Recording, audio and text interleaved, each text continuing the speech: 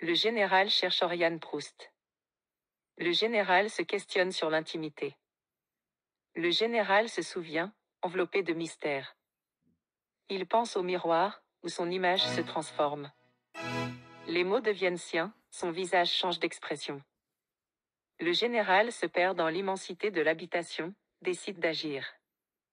Il ramasse les poubelles. Le général marche sans but, prisonnier de ses pensées. Il se croit doté d'un génie trop grand pour le vivre. Le général est là pour le meilleur et le pire. Il regarde par les fenêtres, vers l'au-delà de la forêt. Le général cherche une solution.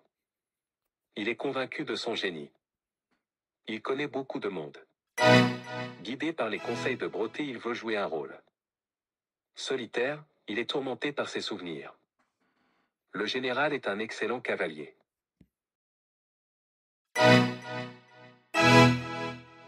Son cheval, roi du Poitou, est un pur sang arabe. Le général discerne les fureurs du cœur, lit un papier.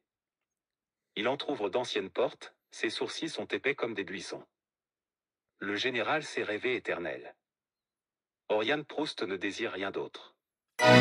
Seule sa vérité compte. Seul dans les champs brûlés, il se sent tourner en rond. Ses sourcils épais, noirs, le définissent comme un personnage en partie imaginaire. Il est hanté par une horreur profonde.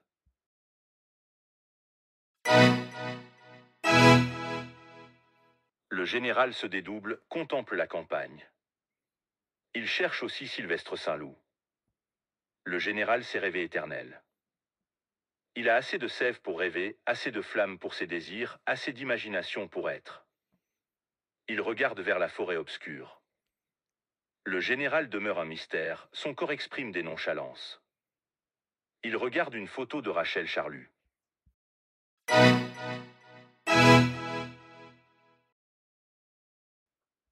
Le général sent le poids du temps sur ses épaules, chaque seconde vide lui est un fardeau.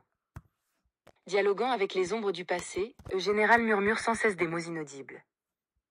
Cherchant des réponses dans le chaos, le général trace des cercles cavaliers dans le sable.